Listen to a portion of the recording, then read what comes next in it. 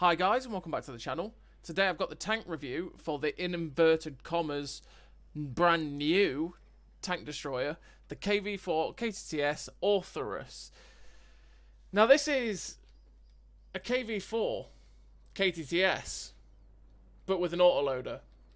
And that actually makes it instantly better, which is crazy, right? Now, this tank did get buffs, or should I say the KV-4 KTTS did get buffs that made it actually okay, because the frontal armor became okay and pretty solid. The cupola actually became solid as well, and you still had a little weak spot here, which was a problem. But on the whole, like the armor profile of the KV-4 KTTS when it got buffed made it really solid. The disappointing thing for me always was the gun, because you just didn't have the punch. Well, the autoloader that they gave the Orthrus, for no good reason at all, makes this tank really solid. It's a solid top tier stomper. That's the way I'd describe this tank. When you're top tier, this thing absolutely stomps because you've got a great, you reload in like 20 seconds with this clip. You've got 960 alpha clip, and you got good penetration and pretty decent gun handling stats. So with this autoloader, this tank can be pretty deadly, and that's really nice for the tank. And it's not like the KV-4 KTTS was when it originally came out and it was absolute trash. This is actually pretty solid. When you're against bottom tier, when you're bottom tier, it suffers the same as all armoured tier 8 tanks do, where, you know, tier 10s just laugh at you and tier 9s tend to laugh at you as well. But for the most part, you can bounce quite a lot. And if you play it to its strength, like side scraping and stuff, this tank can actually be pretty solid as well in terms of being that. But I will say, I don't understand why they bothered making this premium, because if they thought the KV-4 KTTS wasn't doing that well, and they wanted to release a new skin for it, why didn't they just... They've got the ability to make skins and put skins for tanks. They could have just released the Orthrus skin for the tank, sold it for 3k gold, and if they felt like the KV-4 KTTS wasn't performing well enough, they could have just gave it a brand new auto-loading package for the original KV-4 KTTS. Because, well, that would have been just so much better to have auto-loading version on this, rather than have this sort of weird money grab where they release a separate tank that's exactly the same, but instead, to make it more unique, they give it an autoloader. It's just odd. Really, really weird decision. This is like pre 6.0 decision making in terms of releasing like a standard variant of a tank and then releasing the skinned version. Now we've got the ability to just have skins for normal tanks. It doesn't make sense to do this anymore, so I don't understand why they decided to make the Orthrus. It just doesn't make sense in my head. Like, I don't get it, and I don't like it when they do that. Because back in the day, it was like, well, okay, you know, they're going to have skin versions, unskin versions, because they don't have skins. But now they do, so what's the excuse for it? I don't know. But anyway, we're going to have a look at the Orthrus, because it is a different beast to the KV-4 KTTS because of this autoloader, right? So it's not on the Tankopedia yet, so we're going to go through the stats of this tank on this page without any equipment or anything like that, which is decent. So, it's got 1200 horsepower with its 35 kilometers an hour top speed, 11.97 horsepower per ton. Now, I had the traction system, well, you'll see when we go through the equipment. I had the traction system on this to get up to 38 kilometers an hour top speed, and you do hit that 35 kilometers an hour top speed pretty well, which is okay. If you really wanted to, you could powertrain on as well and get up to 40 kilometers an hour, have better engine power and stuff like that. It's pretty nice. It has been set on fire a couple of times. That 15% fire chance is quite high. You got 1500 hit points, which is decent for a tank destroyer at tier 8. You can use that slab of hit points well to do what autoloaders do, take a hit and then just deliver the 960 clip that this tank has. The whole rotation speed of 24 degrees a second is a little bit slow, so again, that's why I use the traction system to make that better. Terrain resistances aren't the best, which is why we use a crew skill called off-road driving to make those better. You've got absolutely no camo, so there's no point specking this tank to have camo. This 391 meters detection range is poor, and it leads to a lot of situations where you get outspotted all the time, and because you only have 370 meters view range, you will get outspotted a lot by a lot of tanks, and it can be really frustrating when you do, especially when they've got higher pen, because the armor on this tank struggles against those that have like 250, 260 pen. That's when it really starts to show that it struggles. And if they're like stealthy tank destroyers that can outspot you easily and blap you, like SU-130PMs or Dacers or Striker, Kanonen, Jagdpanzer 105s, you're going to get wrecked. So be aware of that. It's got 24 degrees a second traverse speed on its turret, which isn't that slow, actually, for the fact that it is a turretless tank destroyer with a turret. It's weird, right? It's not a fully traversable turret, so it only goes it goes 45 degrees to the left and 45 degrees to the right with this yaw limit. 5 degrees of gun depression can be a bit limiting, so you're better to play this on flat ground, find cityscapes, and go and side scrape with the armor. The accuracy during rotation at 1.09 is actually really fairly solid. The gun doesn't bloom that much when you're turning the tank, as much as it did originally when the original KV-4 KTTS came out, which was a big problem with it. I think that was possibly one of the things that got buffed. And that's actually really alright.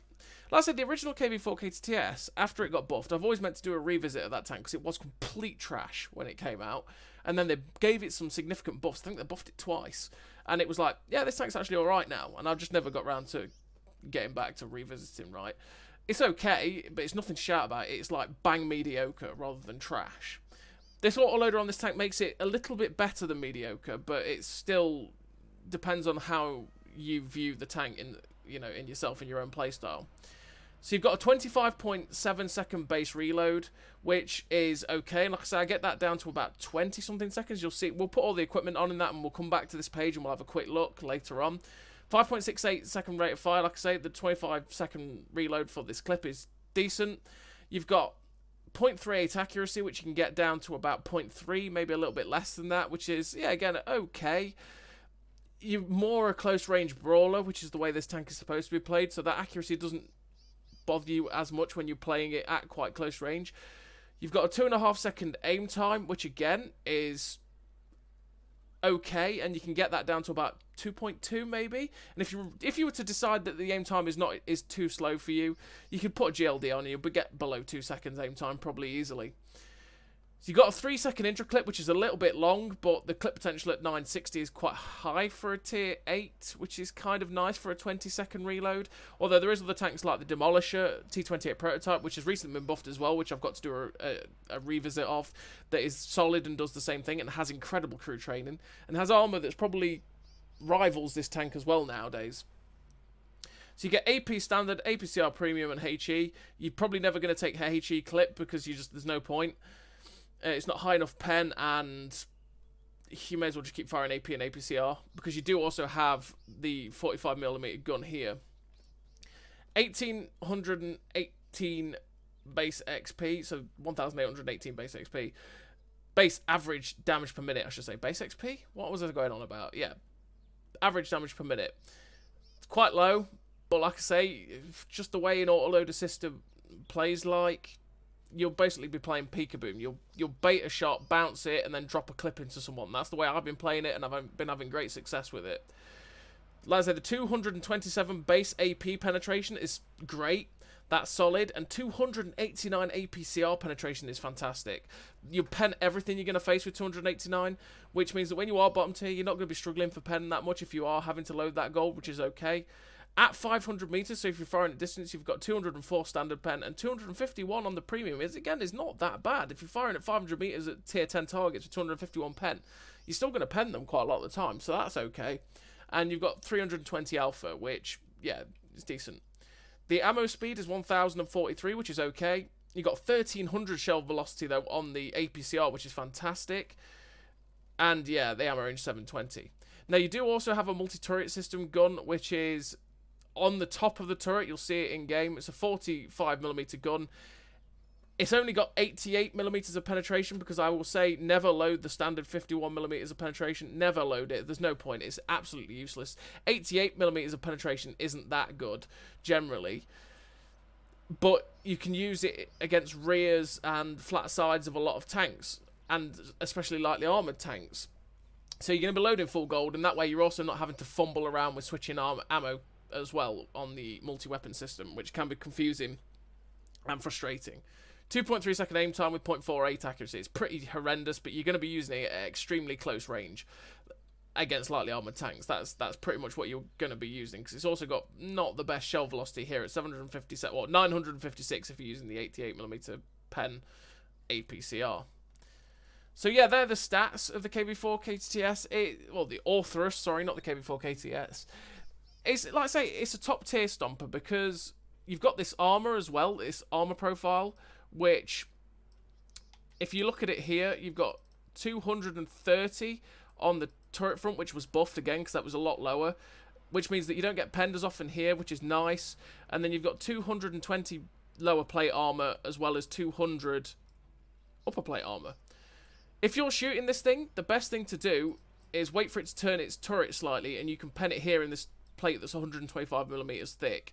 Essentially, when this thing turns its turret ever so slightly, this becomes a massive weak spot, and it's a massive problem for the tank when you're shooting the KV-4 KTTS, that you basically, if we were to look at this, you just shoot it here, and if you've got a decent pen, you're going to pen it every time because it's really low plate, and it's a massive weak spot for the tank.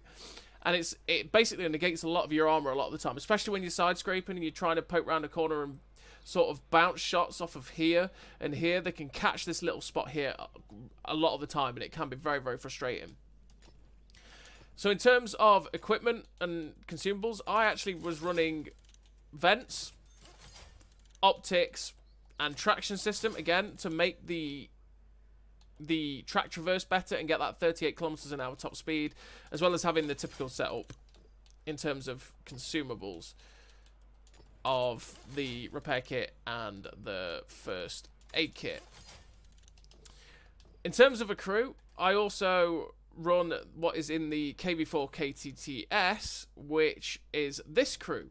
And that is Born Leader, Rapid Reload, Sixth Sense, Situational Awareness, Track Mechanic, Steady Aim, Snapshot, Run and Gun, and Off-Road Driving. Now, I run Snapshot because it does actually have a turret. It's just very limited in its traverse, so making it 12% more accurate. But you just got to make this gun as good as possible. So running these gun perks is exactly why I do that. Make it as good as possible, and it'll be nice. Off-Road Driving to help those terrain resistances, which aren't the best, and therefore you will be able to get up to your top speed with this crew pretty nicely, which is great. And like I say, in terms of equipment, you run the... I've just put the powertrain on. Mistakes. I run the traction system, there we go, get it right, to have the better track traverse and to have that top speed. If you wanted to... Oh, well, that's actually the KV-4 KTTS. Yeah. Same tank, looks the same, confusion.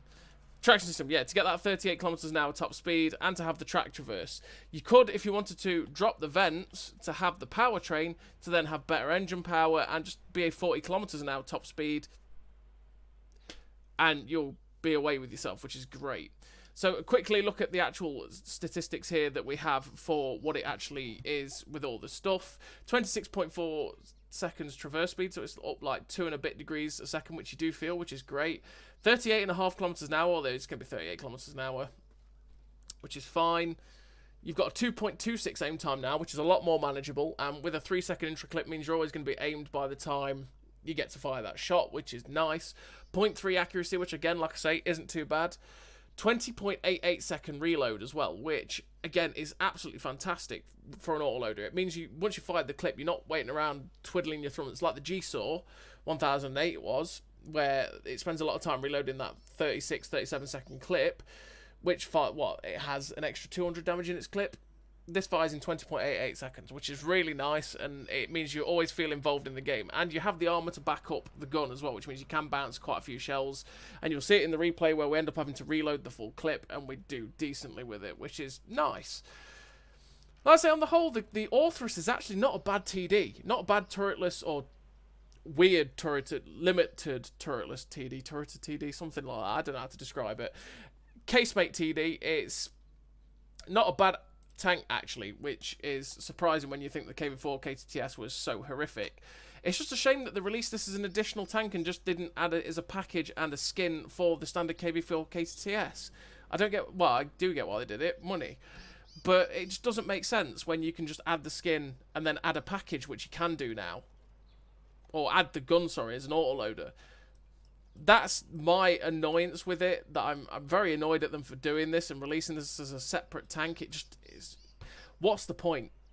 But on the whole, if you were to look at the KV-4 KTTS and think, oh, I kind of like the looks of that tank now, actually, I want to pick up the KV-4 KTTS. Don't. Pick up the Orthrus KV-4 KTTS. They're not exactly the same. This has an autoloader, and this has a single shot gun, okay? So bear that in mind. This tank is a better version of the KV-4 KTTS. This has an autoloader. The other one has a single shot, okay? That's the buyers beware. If you're going to pick up a KV-4 KTTS for this sort of gameplay, you're going to pick this one up. So as always, everybody, that's my views on the tank. That's the stats, the equipment, the commander setup. I'm going to send you over to the replays now where you can see how it handles. And yeah, like I say, it's a top tier stomper. It does really well when it's top tier. Bottom tier, not so much, but that's the life of a tier 8 premium, really, to be honest. Let's be real. So as always, everybody, enjoy the replays. I'll see you there. So here we are of the first of 3 replays, and this is one where we are bottom tier. We're on Moravanka. My thinking is I could go to G2 and fight on that corner, which is the heavy tank corner, right?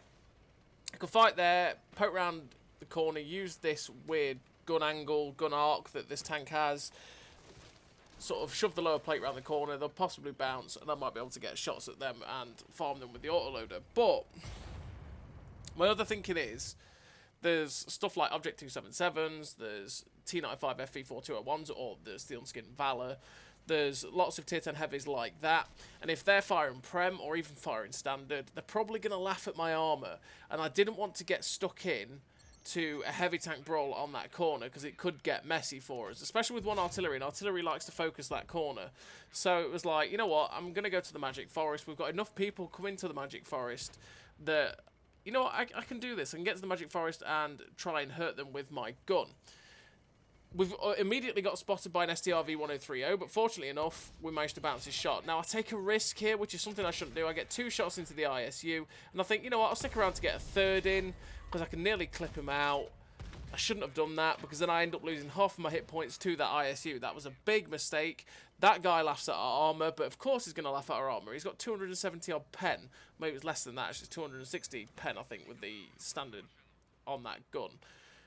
He can laugh at our armour easily, and he did, right? We used the multi-weapon system there to get a shot to destroy the building where the 277 was. We get a shot into his side, and we get to finish him off. We're up to 1,400 damage so far, and we've fired 2 clips, which is nice. When people sit there and take the clip, like the ISU did, it can be great, just like any other autoloader. So we were going to drive around and go to that little hill over there, but the M48 was hulled down, and it was like, absolutely not. He ends up hitting our gun there, I think, and bouncing, which is fortunate. He just hit the tip of our gun. There's nothing so far spotted along the A-line, so I'm like, you know what, I'm going to try and get up behind this STRV, get a shot into his side and shoot him down, but unfortunately we miss, and we're just trying to get the angle on him, but he's just keeping below the ridge line. We just can't find it, and he swivels round. Then we get hit by something from the back that easily pens us, and then we bounce something else for about 400 there, which is nice. It was firing APCR, and it managed to bounce, which is fine. I didn't expect to back. Well, I didn't expect really anything to be back there. So when we bounced something, it was like, oh, okay, interesting. But I'm going to risk it now that they're not looking at me because there's something else. Well, there's this medium tank that's pushing out on. You can just see on the right, and I thought maybe he'd take the focus. We push around, get rid of the STRV because he was a problem for us because he kept spotting us. But whatever is back there has just made a mockery of our armor again and penned us yet again. It's where I'm going to keep getting out spotted because unfortunately with this tank having no camo and only having 370 meters base view range, which is fairly low, it's going to be a major problem for trying to outspot them. We load the premium though because I know that I couldn't pen the T28 prototype without the premium rounds anymore because that T28 prototype's armor is solid now. They've buffed it, same as it is on the Demolisher, which is where I was saying about I need to revisit the Demolisher because the armor is extremely usable on that tank. Now I'm going to make a mistake here, and that is I've got 2 shells in the clip and I end up fat fingering the button. I end up, while I'm swiveling, nearly dropping the controller because I was just reading through on Twitter for a second, and I end up fat fingering the reload button, which means I'm now stuck reloading. I could have dropped 2 shells into the 748 A5 and he probably would have been able to get shut down by the SU-101, but unfortunately we reload just in time for him to get away. Oh, it's really annoying when that happens, when you do something you really don't mean to do. We could have had more damage, we could have tried to save that SU-101, but because of our mistake, we cost that guy his life and cost ourselves a chance of getting more damage. Frustrating moment there, but it is what it is. And now it's like, okay, well, there's this medium on the right. We seem to be doing okay on the other flank. I want to make sure that this medium survives. I want to try and spot anything that was sitting at the back and try and get some shots, juicy shots into them. If I can spot them, great. But unfortunately, at the minute, we're not seeing anything. We're not being spotted ourselves, though, which is quite nice. I was half expecting when I went around this corner that I'd possibly get spotted myself, and I'd just have to use this dead T28 as wreck as cover, which is what has just happened. When whoever was actually at the back down there just hit this dead T-28. But then we managed to get a shot into the CS-63, which is Defonzi. Sorry, Defonzi. And unfortunately, we ricocheted the final shell off his turret. My medium tank has full bugged out. I don't blame him. If I was that medium tank, I would have done exactly the same thing. I would have bugged out from this flank and said, nope, this flank's lost, and gone to the rest of my team to try and help them win the game from the other flank. He's done the right thing, but unfortunately that's consigned me to my death. And we've got a bat shot that's coming around. We tried to snap the shot into the bat shot, but it somehow just goes nowhere near him. The auto aim shot into the side of the M48 doesn't work. We end up penning him though with the third, and we get shut down by the bat chat. And we finished that game with 2 kills, 2.8k damage, 1400 block. The team did manage to carry it out to the victory. Second class. That was one of the more mediocre games I've had in this tank, and it was while we were bottom tier. So it kind of showed how the armor handles, to be honest, against some of the tier 10s, where it doesn't bounce as much as you'd want it to, and it can be frustrating in that way. This second replay, we're against tier 9s. And we're on El Haloof, so we're going to go to the brawling corner at A1, which is exactly what this tank wants to be doing. Because if you can get to the brawling corner, start side scraping, start using this clip to catch people out and just dump 960 alpha, into people, you can have a good time. I say it's just like the autoloader for the Orthrus revitalizes what the KV-4 KTTS can do. Because for the standard KV-4 KTTS, the way I feel with it, anyway, it's my personal feelings on it, is it doesn't have the stopping power. 320 alpha isn't scary, and when you're slapping people and you're only reloading every 7.5 seconds, it feels slow, and it feels like you've not got the alpha to scare people from pulling round and then finding your weak spot and penning you, right? Whereas this with the clip, people will make that mistake, and you'll be able to clip them out and deal nearly 1,000 hit points of damage to them. And, you know, if it's something like that Super Hellcat, that's their whole hit points, right? And that's a problem for them. So the autoloader makes it so much better as a tank, and it just makes it function so much better as well. And the buffs, obviously, the tank got to its armor from the original KV-4, well, the KV-4 KTTS got as well, from when it originally came out, really, again, made the tank so much better and made it so much more usable, so that even standard tier 8s and tier 7s weren't laughing at your armor anymore. Because that's the problem with the KV-4 KTTS when it first came out, when it was the absolute trash panda of a tank, is that even tier 7s absolutely laughed at your armor, and it was supposed to be a heavily armored brawling TD, and it just couldn't do it. But now it can, and now it's got this autoloader.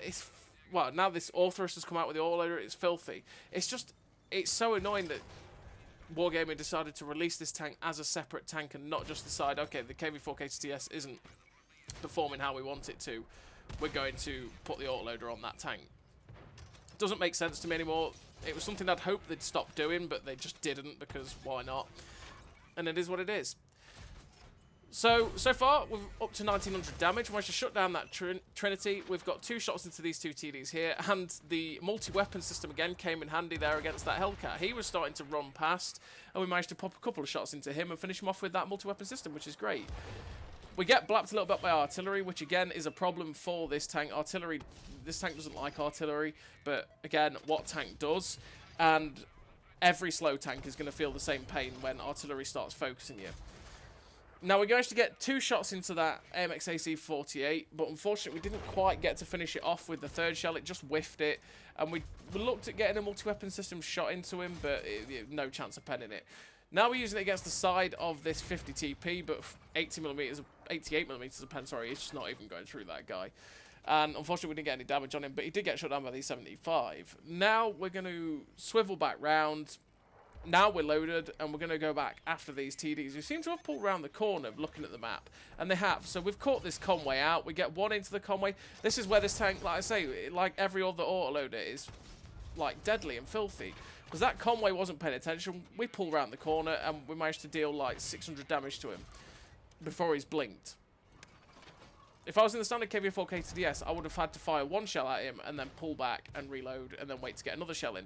And he probably would have reacted by that time and been able to put a shot into me by the time I come back out.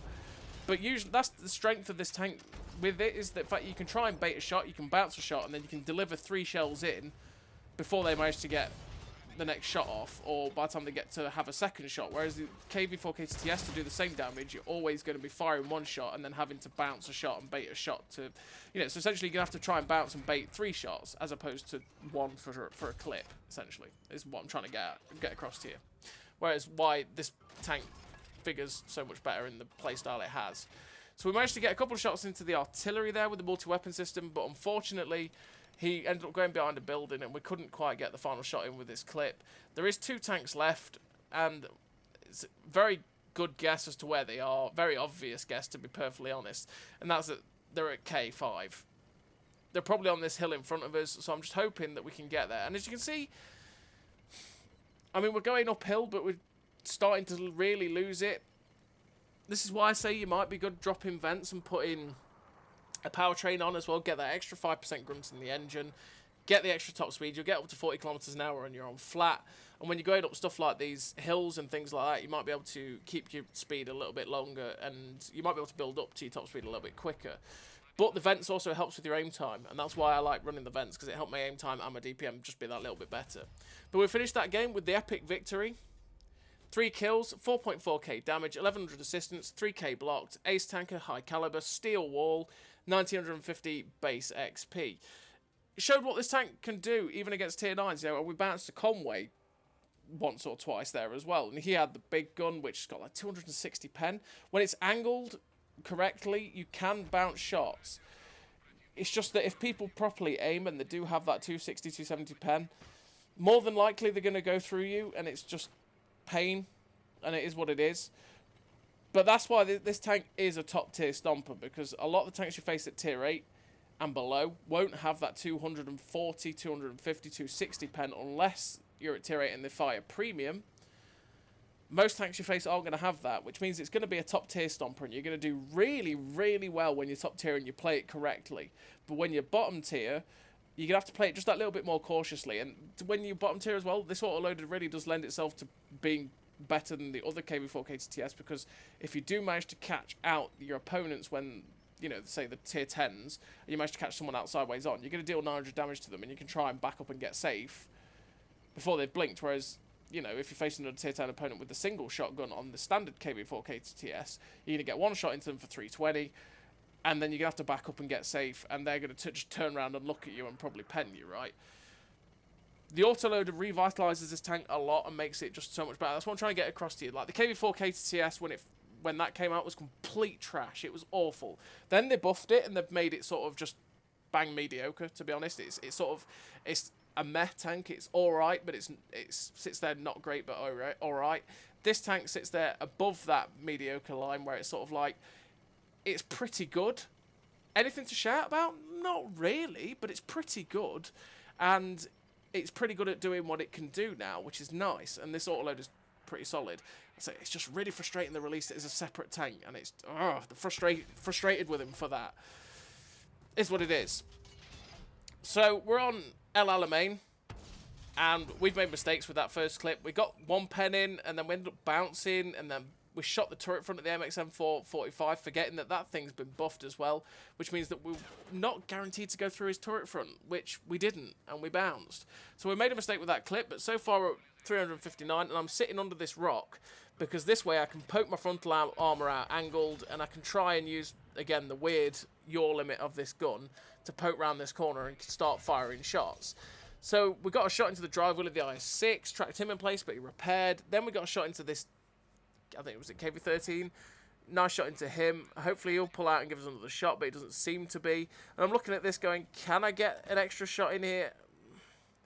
I'm looking at it going, can I get a shot into that Super P's weak spot below his spaced armour, I should say? No. Unfortunately, it misses. The accuracy at the further range there didn't help us. Looking at them all with the multi-weapon system, no chance of penning them at this distance with that multi-weapon system. I don't even know why I bothered switching. We're just going to go for the reload and see, hopefully these guys make mistakes. Because obviously when we're reloading, they might get a little bit impatient, they might poke out, they might make a mistake. It's the typical autoloader gameplay of hoping people will make a mistake, push aggressively, and then leave themselves in a position where you can farm them and use the most, well, get the most out of this clip potential that you have. I'm just checking out the light tank that's above me, because I'm hoping that I do have 2 heavy tanks at K5, K6, right? They're covering me, which is great. I know that they're covering me, but I was just hoping that light tank didn't YOLO down and get us. Now we poke out to see if anyone was crossing, and fortunately enough, they were. It's the same XM445. We managed to bounce a couple of shots, and we're not going to let this guy get away with making this cross. We managed to get all 3 shots into him, which is lovely. That's most of his hit points gone in this one clip. Like I say, that's where this tank is filthy. Like every other autoloader, you catch someone out, you basically take most of the hit points. And being at tier 8 and facing some of the tier 7s, again, it's a significant portion of their tank. And before you know it, in 20.9 seconds, we're reloaded again. And we're ready to go again. That's what I mean. It's not like the G-Saw that came out a couple of weeks ago, or last week or whatever it is, where you sat having to twiddle your thumbs for about 10 years. You reloaded really quickly, and then before the enemy knows it, you're back in the fight and you can get going again. And it's a massive strength for the tank, that. So right now, I want to get on that ledge on our right-hand side. So what I'm going to do is I'm going to wiggle and I'm going to maneuver my tank so I get closer to it while also angling my armour. So you see, we're slowly but surely wiggling our way there. We're not just going immediately straight there because we might get penned. And by doing this, we've managed to block a fair few shots and protect ourselves quite nicely. We get a nice shot into the side of the Super P as he's coming across. We go for the cupola, but unfortunately end up ricocheting off the top of his turret, which is really unfortunate. But now we're going for the reload, and we're in the position we wanted to be in. This is a strong position. Now if they push across the open and be where that IS-6 is, or push across that one line, we can catch them out. So there we go. The LT-432 is out in the open. I can just angle my armor perfectly around this corner, and then use the yaw limit of this gun to get the shots around like that. The IS-6 is also in a vulnerable position, and we get a shot into his side armor there as well. Fantastic. That's exactly why I came here, to catch people out exactly like that, and we can get some good damage out, which is nice. And again, just like that, we are nearly reloaded and we're ready. The Super P is on our right. He was firing HE at us earlier on, and I'm kind of hoping he still is. The IS-6, I'm pretty confident, is never going to pen us because he's only got the 175 pen, and 217 APCR pen is still really going to struggle with the KV-4 KTTS. That's why I'm saying this armor is such a top tier stomper, because if there's tanks like the IS-6, and you go against like tier 7s and that only have 200 pen, especially on premium rounds and stuff like that, they're really not going to be able to pen you frontally. And that's why it's a top tier stomper. Like the IS-6 can't do anything against us, even if he loads premium, unless he catches in the side. Now that was a nice snapshot into that back chat 12-2. We ended up setting him on fire, getting a couple of ticks out of it, and then he ended up killing himself, which is really unfortunate because we could have got more damage off of that. That's where the multi-weapon system is kind of nice at times, right? Because we're reloading, and then we could try and get extra little bits of damage that we wouldn't have got before. Now, unfortunately, that clip into the Super P wasn't a good time, and I tried to track him and pen him twice. The first one tracked him without penning him. I was like, surely I thought that might have done it. The second one was chancy and was never going to work. And the third one, we tried to get the little spaced armor, what should I say, the little crack in his space armor, exactly where we're shooting now, but on the other side. But he just turned his turret to the point where we couldn't shoot it. That is a weak spot of the Super Pershing, especially going to be seeing a fair few freedoms about. If they're face hugging you like that, just shoot underneath the spaced armor in the cheeks of the tank on the left and right, and you'll pen it. So I was thinking, you know what, I could shoot the MXM445, but I am very heavy tank, and I don't want to waste the 2 shells in this clip, so we end up getting 2 shots into the M6, ramming the MXM445 to death, and then we use the multi-weapon system to finish off the M56 Scorpion, because that's got 1mm of armor, and we get 3 kills in the space of 2 seconds there, and we finish the game with 6 kills, 5.1k damage, 1,000 assistance, 5.6k blocked, ace tanker, Spartan, top gun, high caliber, steel wall, and 2k base XP. Like I say, this tank, when it's top tier, is an absolute stomper. As you see, the armor is fantastically good. The gun is deadly. This tank is solid when it's top tier. When it's bottom tier, if you play it right, it can be really good. It can be pretty solid as well. It's an okay tank. It's just a shame that they released it separately from the KV-4 KTTS. So as always, everybody, thank you very much for watching. I'll see you next time.